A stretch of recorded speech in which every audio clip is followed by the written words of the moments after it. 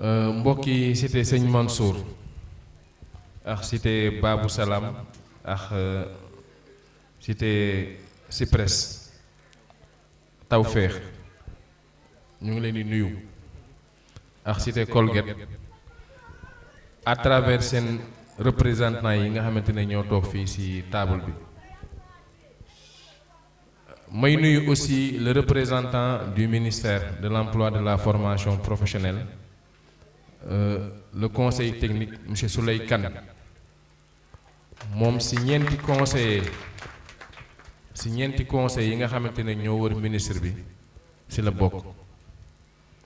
bi ñu amee initiative organiser lii nii dañ ci waxtaan kilifa gi jox ko ndigal pour mu ñëw mu teewe ko certainement dafa nekk week-end te ku nekk xam ne ne jamono yi dañu toll ci wàllu politique bu intense muy choix wu candidat yi pour élection yi mais xam naa ne kilifa gi su ko jotoo mayoon moom mooy ñëwal boppam personnellement mais comme ñu yónni aussi tamit ñu nekk ay collaborateurs yu jegeñante bokk ensemble nekk dans le cabinet du ministre xam nañ ne dayoo bi mu jox mbir mi moo ne na ki mu tànn pour mu ñëw teewal ko fi seetee ñu ngi lay nuyu di la jox sa wàccuwaay du nuyu le directeur des opérations de l'agence nationale de la maison de l'outil Mamadou Cissé dama koy wax sànq bi ma ñëwee ma ne ko soo yónnee woon benn ci sa agent yi mu ñëw rek doy na sëkk mais en tant que directeur daanaka nekk adjoint yu directeur général lu ANAMO mu bàyyi ay activités am yépp ku ne xam ne ne fonctionnaire samedi ak dimanche la am pour noppalu mu bàyyi lépp mu ñëw fii nii aussi moom tamit pour jëmmal bés bi loolu aussi dañ ko ci gërëm di ko ci remercier di remercier aussi monsieur Déthié de la direction de l'emploi ñu ngi lay remercier di remercier le directeur Pape Modou Fall mi nga xamante ne moo la fi yebal en tout cas nga xamal que ne que ñun kontaan nañ ci teew bi ngeen fi teew di remercier aussi madame Samba moom dafa teewal d'abord la direction de l'emploi mais teewal fi aussi yeneen structure parce que wax na ko sànq conseiller en emploi la ku wax conseiller en emploi nag ministère dafa bëri ay structures yoo xamante ne dañuy yëngatu ci wàllu emploi tey moom jëmmam rek doyoon na ci mu ñëw représenter PF2E le programme de formation école entreprise dinaa ci ñëw léegi tuuti ci kanam jëmmam rek doyoon na mu ñëw teewal fi office national de la formation professionnelle jëmmam rek doyoon na mu ñëw teewal fi le 3FPT le fonds de formation de la formation professionnelle structure yi ma lim yooyu yépp nag ak ANPEJ ak DER ay structure la yoo xamante ne le président de la République Macky Sall bi mu ñëwee au pouvoir yitte bi nga xamante ne moom la jox xëyu ndaw ñi ak soxna yi moo waral mu créer structure yooyu yépp sànq ummi dafa wax lu am solo mooy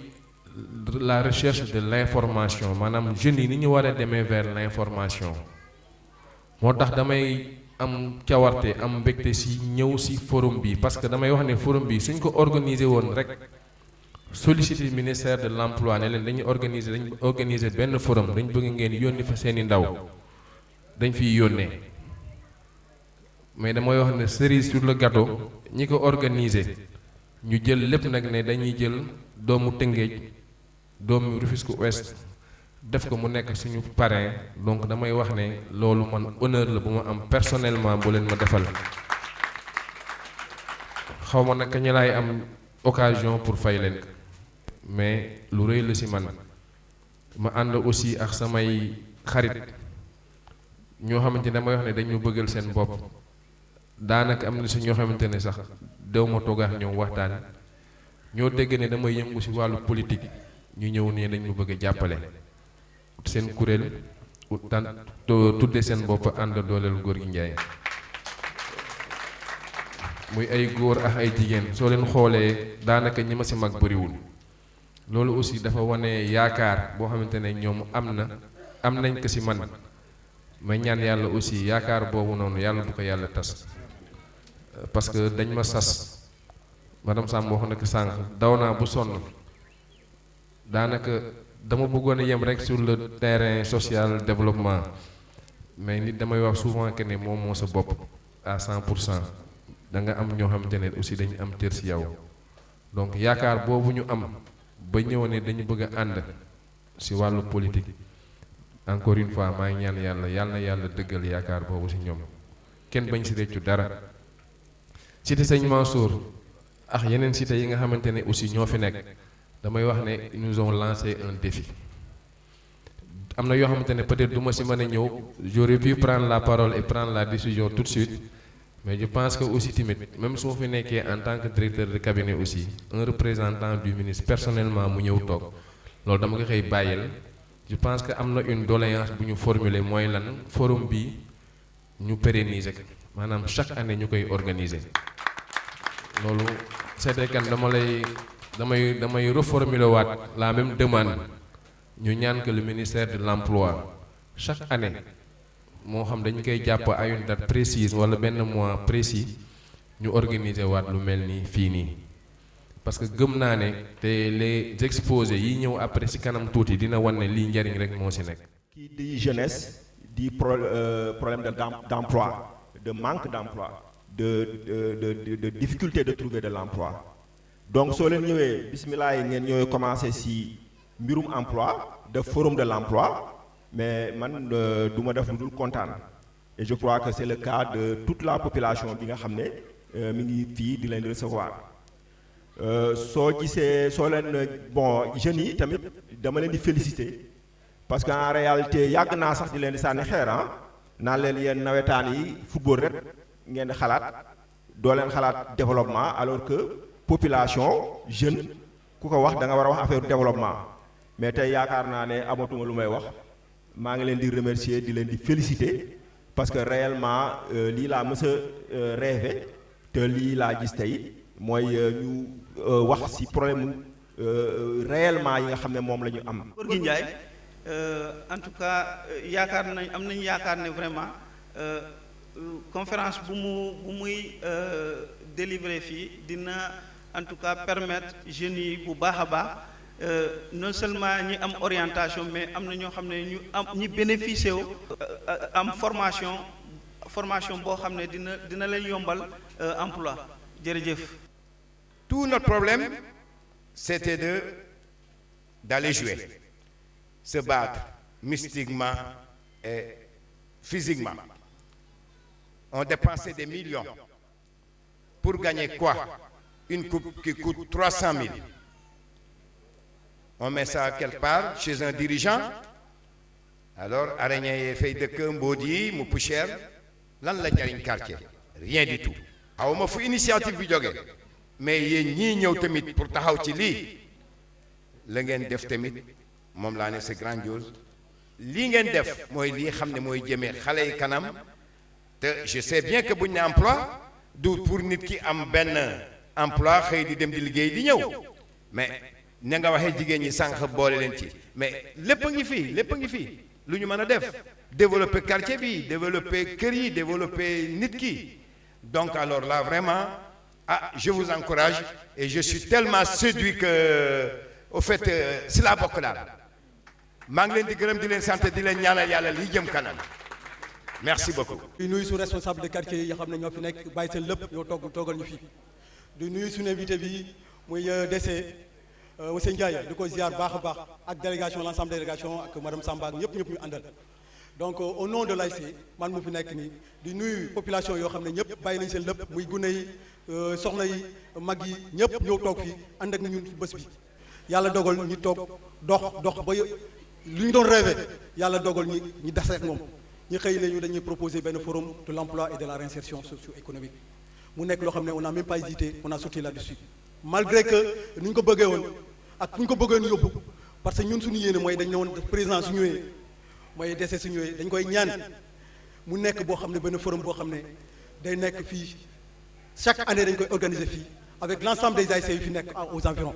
ñu xool ensemble comment travailler ça mu nekk benn journée boo xam ne wala benn journée benn moment boo xam ne bu ñu koy marqué ci l'ensemble des quartiers environs yoo xam ne ñu fi nekk di rafetlu initiative bi parce que ñun dañu foog ni képp koo xam ne day orienté suñu jeunes yi la leen di utile pour ñu réinsérer mu nekk suñu famille yoo xam ne dañu yàgg nekk di jooy fa lañ leen di utile financement suñu amee kenn koo xam ne andi na ay structures yoo xam ne dañ leen permettre ñoom ñu mën a épanouir par rapport à leurs besoins day nekk loo xam ne dañu koy sant di ko gërëm di ñaan yàlla initiative yi nekk loo xam ne lu wéy. gox yu bëri yoo xam ne bëgg nañu lii te amuñu ko donc ñun suñu ko amee opportunité la pour ñu saisir ko voilà man maa ngi tudd Sada sant Diatta donc suñu nee développement mooy dañoo bëgg a jàppale ndaw yi pour ñu am liggéey parce que si ñoom lay commencé parce que ndaw yi tey bu ñu liggéeyul développement du am te booy xool tey boo duggee si kër yi ñan nga fay fekk les jeunes les parents dañuy yow si suba dem di liggéey donc jeunes yi ñoo fay nekk parce que lan amuñu liggéey te normalement jeunes yi ñoo waroon dem liggéey bu ñëwee fekk fa seen parents yi ñu ñaanal leen mais jusqu'à présent parents yi ñooy dem di liggéey di jox seen doom da ngay gis ko am 25 ans 30 ans amul xëy papa mooy liggéey jusqu'à présent di ko defal donc booy xool c'est un problème donc ñu ngi leen di ñaan tamit ngeen jàppale jeunes yi ci loolu noonu donc jeune dafa laaj formation du n'importe quelle formation parce que dañu fay formation yoo xam da ngay def formation ba pare mënoo liggéey donc formation bu ñuy wax mooy formation boo xam ne boo paree tu seras opérationnel mais pas formation bari na da ngay def naa formation ba pare awuma liggéey donc y a problème donc ñun les jeunes yu dëkk ci cité bi lu ñuy ñaan mooy formation boo xam ne suñu paree dañuy liggéey. ASC Guelwaar tey dafa jël beneen voie comme ni ko sama papa Gomez waxee nekkatul ay affaire de football kese parce que ASC dafa war a yëngatu ci développement may ci ñu ciy dox di ci dox ba dajeeg jëmm ju toll nii koo xam ne en fait ki ma ko njëkk présenté dafa ne ma muy Ousmane Kitane dafa ne maa ngi lay présenté koo xam ne du wax di dindi maa ngi lay présenté koo xam ne ku am vision la pour la jeunesse maa ngi lay présenté koo xam ne kàddoom or la te c'est la première fois ñu gis koo xam ne nii la fi ñëwee moo tax ma am fit en tant que vice-président de l'ASC Guelwaar ma proposé ce forum pour l'ASC et pour la cité. di commencer ci nuyoo bi suma kilifa yi toog ci table bi bon d'abord suñu président conseil de quartier monsieur Malamine Sadio maa ngi lay nuyu di la gërëm di la sant grand Abdourahmane Fall grand Mangal le président mon ami mon frère. man en tant que membre fondateur de l'ASC Babou Salam tey taxawaay ak acteur de développement communautaire laa fi taxawee. yaakaar naa ce forum là comme ni ko ñëpp waxee employabilité c'est le problème de la jeunesse nit ñi jàng nañ am nañ seen ay diplôme man su ma waxee nit ñi ban année laa am suma bac gars yi dañuy rey 2007 laa am bac boobu léegi def naa ay formation professionnelle mais ba léegi emploi stable mënoo ko am fii ci Sénégal gars yi dañ lay ñamal ñu cofal lu tuuti si c'est vrai dañ lay signer benn contrat quelques mois ñu génnee la dugal keneen après mooy loolu du mujjee fen léegi lii nii c'est une opportunité boo xamee ne Abou le vice-président de l'ASC Guelwaar initiative bi nga am Ousmane Kitane mon ami moom moo ko soufflé kon yaakaar naa lii dañ koy rafetlu parce que nous la jeunesse suñu problème lu Abou wax sànq dañuy diplômé des fois nag dañuy taamu liggéey tamit loolu mooy suñu problème dañuy taamu liggéey man je lance un appel à tous les jeunes de tous les quartiers de toutes les ASC différentes y a des initiatives yoo xam ne ñun mën nañ ko jëlal suñu bopp di ko doxal suñu bopp di créer suñu ay projet di jege ñoo xam ne ce sont les techniciens ñu won ñu comment se faire financer et ñu am auto-emploi yaakaar naa nit ñi fa lañ toll surtout les femmes autonomisation des femmes les femmes am na ay ñoo xam ne da leen di former transformation de céréales fruits et légumes nu ñuy defaree saabu nu ñuy defaree ay eau de javel et cetera yooyu yaakaar naa jigéen ñi ak ñi ndaw ñi di leen soxla loolu dama lay lancer un appel peut-être dans l'avenir 1 mois wala 2 mois soo fi mën a indi des techniciens yoo xam ne dañuy dimbali suñu femmes yi di leen former di leen gën a may buntu boo xam ne incha allah si kattaru yàlla mën nañ ci njëriñ seen bopp njëriñ seen waa kër xale yi tamit marketing digital les métiers verts surtout gars yi dañuy xeeb les métiers verts wala ñii tamit dañuy taamu liggéey instant bi ne mbalit la les ordures am na benn concept bu bees bu ñu créé bu ñuy wooyee les ordures ordures c'est de l'or boo xamee ne am na ay dérivés yu bëri yoo xamee ne mën nañ si liggéey di si fayeeku lu bëri di si tukki à travers le monde. J'ai fait 7 ans SDE di fa def comme contrat mais ba tey embauchement mu ñu ko am problème am na donc lii buñ ci jotoon bu yàgg yaakaar naa duñ topp ci ay 7 ans ou 8 ans di nekk fi benn siège di tardé suñu bopp parce que gis naa ay jeunes yu mu yor jël leen ñooñu dañoo créer entreprise yor yeneen élément ku ne teg na si bëtam. Je suis là pour mon association, je suis vice-présidente dans une association des jeunes de Rufisque 2 appelée Benno. Gis nañ fi tête bu nekk nag façon bu nekk ñëw na fii toog wax bala bala seen lii dañ leen di jàppale boo leen jógee fii boo leen duggee fii dinañ leen jàppale mais duñ si gis suite duñ si gis dara dama naan lii de amul njëriñ dem sama yoon mais tey dama gis ay tête yoo xamante ni musuma leen gis tey jël nañ seen temps yëpp toog sacrifié wu pour jeune Rufisque 2 te loolu je vous en salue di nuyu au passage monsieur Sadio. léegi nag maa ngi woo sama mbokku jigéen ñi projet bi may teg ngeen ñëw ànd ak man ñu liggéey pour cité bi liggéey tamit pour suñuy poste ak dimbali suñuy waajur merci beaucoup.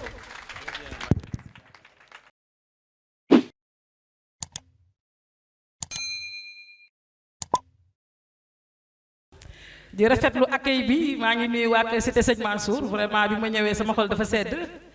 et puis li ma si gën a gis mu gën ma si neex mooy cohésion sociale bi fii dañoo booloo nekk benn parce que bi ma ñëwee gis naa dugg bee génn bi xam nga te loolu moom dama leen ci encouragé di leen ñaanal yàlla na jëm kanam di ñëw nag si li nga xamante ne moo ñu fi indi tey muy forum bi nga xamante ne ça part de l'emploi et de la formation professionnelle. bu ñu fi ñëwee tey nag ñu andi fii ki nga xamante ni mooy le président Gorgui Ndiaye président Gorgui Ndiaye nag moom rek jàngat la c'est le directeur de cabinet du ministère de l'emploi de la formation professionnelle de l'apprentissage et de l'insertion ñëw fi nag tey ànd ak dispositif yi nga xamante ne état daf ko mettre en place pour aider les jeunes aider les femmes à ce que ñu am une réussite dans le cadre de l'auto-emploi mais réussite aussi dans le cadre de l'emploi salarié jeune bu nekk war nga jël exemple ci moom ndax jaar-jaaram barke démb laay waxtaan ak benn jeune mu ni ma man jërul nga may propagande ci monsieur Gorgui Ndiaye xam nga lu tax ma ne ko naa mun ma damay def concours ENA mu ne ma wooñu ba ñu ñëw mu ñu ni defal ay cours de préparatoire pour ñu def ENA moom i ñaanul de ENA la génne c'est un administrateur civil ba mu génnee xam ne moom en tant que jeune lii nii mu def moroomam yi mën nañ ko def daf leen woo di leen préparer à ce que ñu def concours boobu lan la ma si jeune bi tegal nee na li ko gën a touché ba dootu ko fàtte ba korom yi dee nee na bi ñu defee cours yi ba nga xamante ne desul bu ñu def concours bi daf leen woo di leen jox ay ñaan mu ne man parce que ba may def ñaan yi laa doon def kon ma bëgg yéen tamit boo leen demee ngeen def ñaan bi pour ngeen mën a réussir comme man ni ma réussir rek i ñaanul de yàlla na ko yàlla jàmmal déet damay njëkk ci Ousmane Kidane bi mu ñëwee fële ñu exposé aux HLM kër Abi Sog mu nekk femme de développement bu mag ba mu ñëwee la ñu yii neexul ba neexul mais yéene naa ci waa cité Sëñ Mansour te defe naa ni ba mu ñëwee boole ñoog benn jeune mu ne woon dëkkatuma fi mais naa leen booleeg jeune boo xamante ni boo leen jàppee ci moom rek lépp li ngeen bëgg fii ci cité Sëñ Mansour di ngeen ko am muy abu maa ngi koy sant di ko gërëm su réseau Rafet taxawee su réseau Rafet amee doole suy liggéey te namul dara loolu c'est grâce à monsieur Gorgui Ndiaye mi parce que nag c'est l'initiateur du réseau Rafet toog na bureau jigéen ñi di ko woo rek di ko solliciter mu woo boo ñu ma ummi mais jigéen ñi bëgg naa leen jàppale de ma ne ko acca mun ma na bëggoon ñu créer benn réseau ma ne ko noo koy tuddee moo demal ba suba ma ñëw mu bindal ma Rafet kon Rafet bi si gémmiñam bii la jóge actuellement on a 26 groupements de femmes yoo xamante ne bu ñuy xool suñu membre ñu ngi toll si 1035 membres yéen laay waxal aller vers l'information monsieur le CT jeunes yi dañuy xëy suba ba ngoon di WhatsApp état mu ngi def li mu war a def de mais information yi bu ñu ko jàllalee télé yow yaa ngi seetaan Novelas TV ñu jàllale ko ci réseaux sociaux yi yaa ngi ci TikTok bi foog ngeen bëgg ñu jàllale ko yéen a ngi déglu rajo déedéet doo leen déglu rek musique rek ngeen di déglu. man je suis conseiller en emploi à la direction de l'emploi. Le problème je pense que c'est pas l'État, c'est les jeunes. Il faut ngeen am conscience ne da ngeen war a préparer seen bopp. ni ngeen war a préparer seen bopp déedéet on est jeune ñu ngi nii amuñu liggéey c'est bien beau mais état li mu teg pour jeunesse bi dañ ci war a bénéficier wu. mooy lan boo xëyee tey ñi nga dégg direction de l'emploi. Au niveau de la direction de l'emploi, il y a la base de demandeurs d'emploi. soxla naa liggéey naa dem déposer nga toog naan ah kon loolu am na kon de yëguma ko woon la faute à qui. duma terminer nag te remercier wu ma Ousmane Kitane Ousmane damay wax ne ñun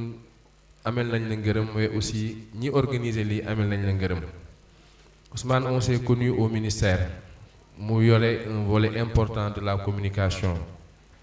bi ñu dajee cité Sëñ Mansour cité bi ñu dajee HLM mu ñëw fekk ay soxna ñu organiser leen foofu noonu benn formation dañu defar seen produit ba pare di ko exposer la fa ñëw mu ne ma DC dama bëgg ñu organiser ay activités yu mel nii cité Sëñ Mansour donc damay wax ne lii point de départ bi comme ni ko Oumy Samb waxee sànq moom la.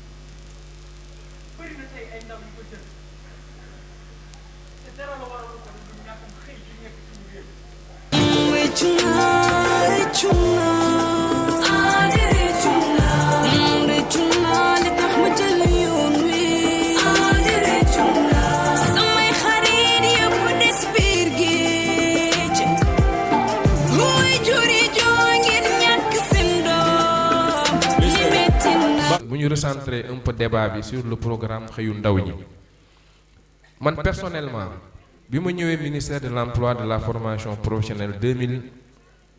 2019 après les élections dama ñëw ma gis fa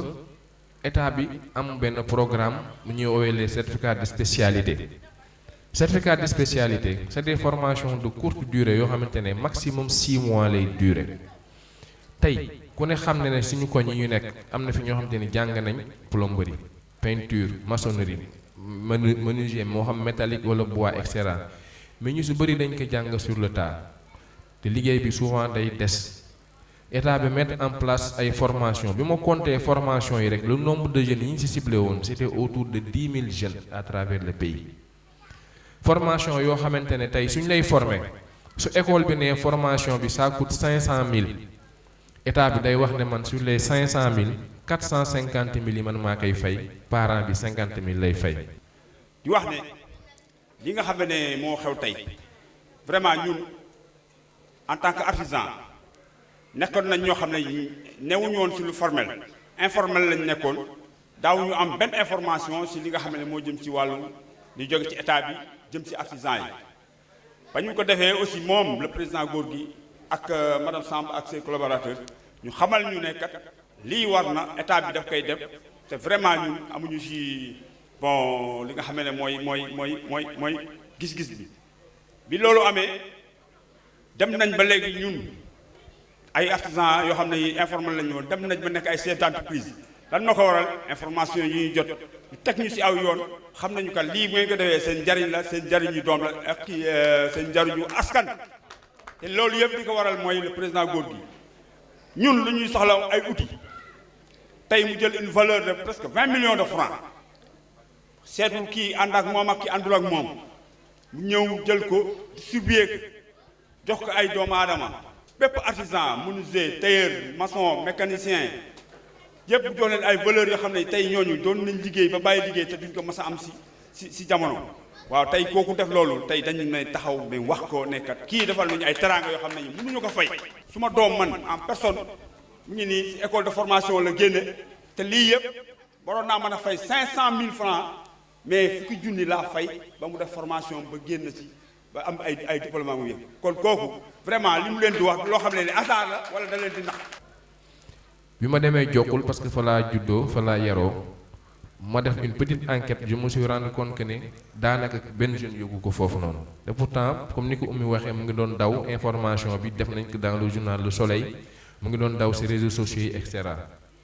loolu moo taxoon ñu ne nañ mettre en place benn association tuddee ko Jokkul ma fierté je dois dire que tur bi aussi tamit peut-être bu mu nax kenn Jokkul ma fierté ça veut pas forcément dire que suñuy activité yëpp dañ koy yemale Jokkul parce que bépp activité boo xamante ne jot nañ ko def dañ koy jàllale ci réseaux sociaux yi képp ko am jot dëkk Tëngéej da nga ciy ñëw donc loolu ma gis ne ba léegi mu ngi continuer dans le cadre du programme xëyu ndaw ñi bëri na ay jeunes yoo xamante ne tey état bi dafa lancé un programme de recrutement de 65 000 jeunes am na ci yoo xamante ne siw na am na ñu ci postuler maanaam les 5 000 enseignants mu am yeneen programme yu xamante ne aussi tamit mooy le recrutement spécial bi ñu lancé woon tey Rufisque am ci un programme aussi boo xam dañ leen ko jagleel parce que programme bi ni mu tëddee dañ jël dans chaque département ñu alloué leen un montant ak un nombre de jeunes et de femmes à recruter tey soo xoolee Rufisque am na 1005 jeunes yoo xamante ne dañ leen war a recruter à travers le programme 1005 yooyu bokkul dara ak li nga xamante ne mooy yeneen programme yi nekk ci biir te mu bokk ci les bons de formation yooyu le CT kan certainement dina ci ñëwaat parce que recrutement spécial bi dëgg la jàll na ñu doon recruter ci wàllu urbanisme ci wàllu cadre de vie environnement enseignant yooyu def nañ ko ba pare mais am na beneen volet programme bi boo xamante ne dafa gën a intéresser femmes yi ak jeunes yi mooy partie financement yi nga xamante ne DER daf koy def ak partie bon de formation ak les permis de conduire yi nga xamante ne tey état bi da ko jagleel jeunes yi loolu nag lañ ne suñu ñëwee fii dañ ci waxtaan ak jeunes yi jox leen information bi parents yi aussi yëg bu ko defee suñ fa jógee à partir de demain suba incha allah bépp jeune bépp femme boo xamante ne tu es intéressé ñu wax la fan ngay dem pour nga dem inscrire.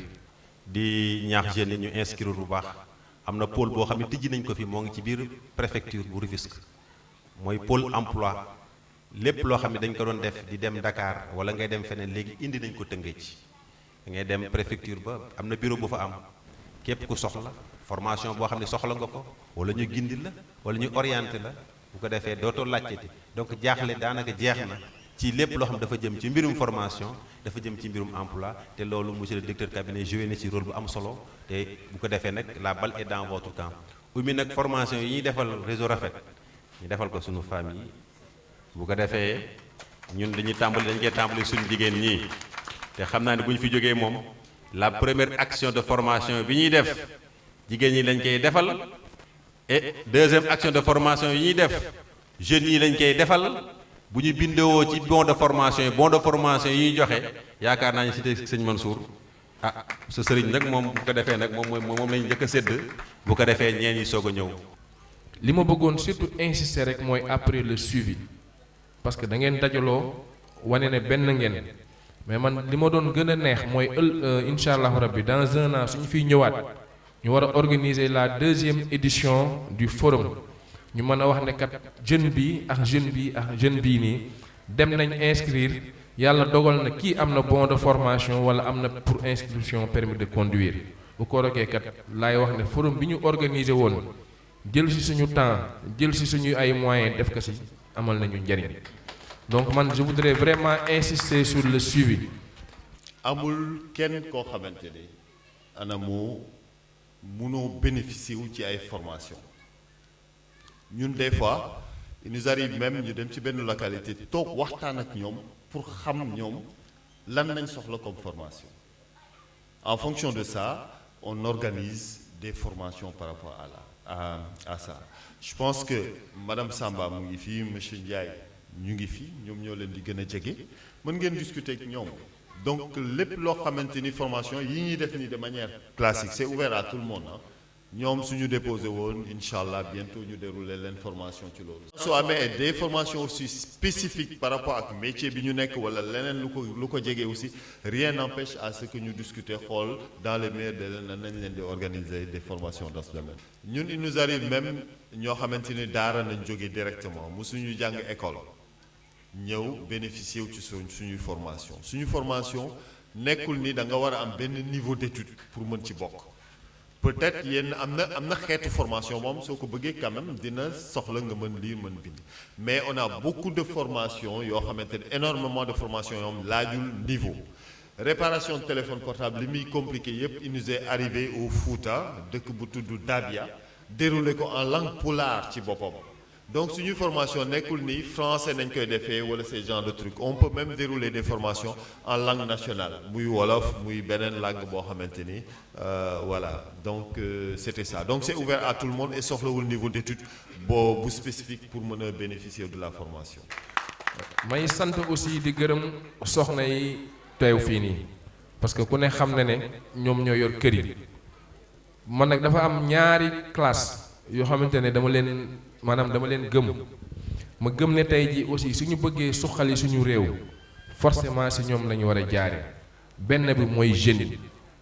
am na sànq ko wax njawar la su ma juumul nee na tey xolu jeune boo xar benn mébét rek moo si ne wala benn mébét bi si ëpp doole mooy nan laay def ba teral samay waajur donc yéene bi déjà mu ngi fi léegi nag coow li mooy ban yoon laay jël pour mën a mottali sama yéene forum bi c'est une occasion. convention nationale état employeur day permettre jeunes yi diplômés yi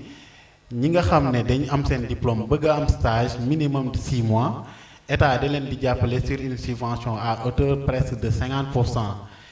loolu day permettre entreprise yi nga xam ne dañuy bëgg recruter dans le cadre de la convention. si suñuy base de données état day subventionner salaire du stagiaire c'est-à-dire bu la entreprise waree fay 100 francs par exemple da lay fay 50 francs état fay la 50 francs muy 100 francs muy sa payoor par mois loolu mooy convention nationale état employeur mais aussi ci cadre convention boobu stagiaire bi a la latitude de faire 6 mois minimum et de faire 2 ans maximum. Ça le permet de faire quoi? D'être plus employable, parce qu'au-delà des 2 ans, l'entreprise a la capacité de vous recruter en CDI ou bien de vous libérer. Mais s'il vous libère maintenant, tu es employable. Parce que dès que 2 ans entreprise, normalement, même pour pareil, ni rechercher emploi, tu as de l'expérience. C'est ça la convention nationale état employeur parce que état jublu aussi tamit au-delà des 2 ans nga toogaat sa kër dinaa non aw ma xëy dugg na fii génn fële au-delà des 2 ans mën nga jël sa propre initiative nga dem déposer sa bopp bu dee aussi da ngay dem ci côté entrepreneuriat aussi mën nga bind sa projet déposer dans les structures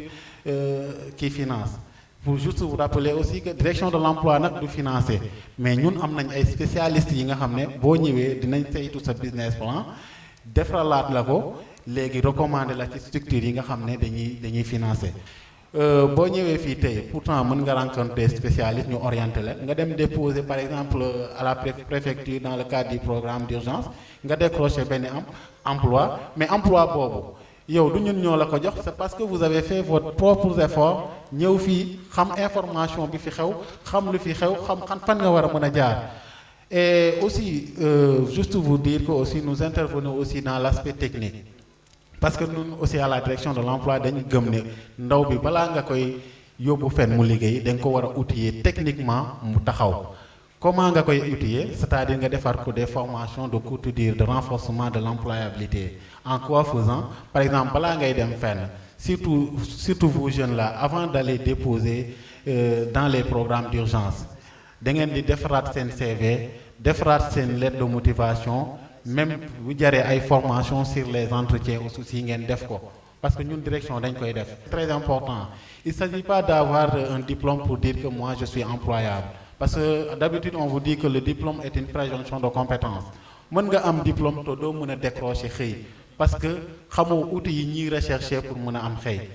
war nga am lettre de motivation bu baax war nga am CV bu baax boo demee entretien d'embauche ñu poser la benn question xamoo li ngay répondre c'est des points en moins. un projet pour demander financement DER d'abord instant yi inscription bi c'est en ligne quoi waaw da ngay dem si site DER bi financement.der.sn bon pièce à fournir photocopie carte d'identité en PDF da nga koy kii quoi scanner def ko en PDF ak certificat de résidence waaw. nga préciser aussi financement bi si c'est individuel ou si c'est collectif quoi aussi nga am benn projet bancable. beneen bi mooy les femmes ku ne xam ne ñoo yor kër yi man Fatou Gueye way yu mu leen way sax xam naa ne moom mënuñu kaa fay parents yi aussi waajur yi toog fii duñ ñu démentir coono yi ñu am si kër yi maanaam yéene sax si seeni doom sax damay wax ne ñun peut-être góor ñi sax amaana amuñu si yéene boobu. donc ñu jàpp ne aussi tamit ñu war a jàppale lañ te loolu comme ni ko Oumy waxee au-delà de forum bi ñu organiser nii suñu yéene mooy aussi tamit jàppante ak les dames des cités yi nekk fii nii ba lépp loo xamante ne seeni mébét la luñ si man à notre niveau ñu def su nekkul suñuy loxo aussi tamit ñu ànd ak ñoom dem wuti ko ba yàlla dogal mu sotti incha allah rabbi. maa ngi nuyu ñëpp ku nekk ci turam ak ci santam. di rafetlu tamit suñu teewaay bi waaye nag ma bëggoon nuyu particulièrement mon ami et frère au nom de la délégation qui m'accompagne ma nuyu mon frère et ami Gorgui Ndiaye nuyu le CT Kane nuyu le directeur des opérations de l'ANAMO ngeen nuyul ma tamit seeni kilifa Dame Diop ak Maodo Malick DG de l'ANAMO ma itam le président du conseil de quartier mon ami et partenaire di nuyu tamit madame Oumy Samb sooy jiital da ngay jiital koo xamante ni xam na am na xam-xam parce que xam-xam dafa am solo ci aar xam-xam dafa am solo ci diriger donc da ngay jiital koo xamante ni am na xam-xam waaye da ngay jiital tamit koo xamante ni dafa am li tubaab di wax état de service parce que mën nga jiital nit fekk amul état de service xamul liggéey bi waaye soo amee koo xamante ni yàlla daf ko jox xam-xam mu jàng